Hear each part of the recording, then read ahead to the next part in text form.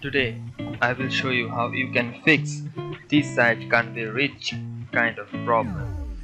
So, when you try to download from a link, which can be from MediaFire or from any kind of link, and when you try to reach the site, then this problem shows up.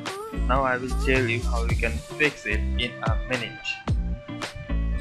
So, first, turn on a VPN. You need to turn on a VPN. Why?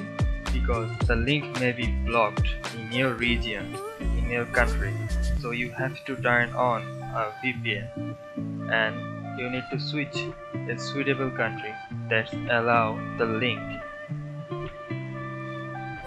So after that, you can download your desired file. So that's it.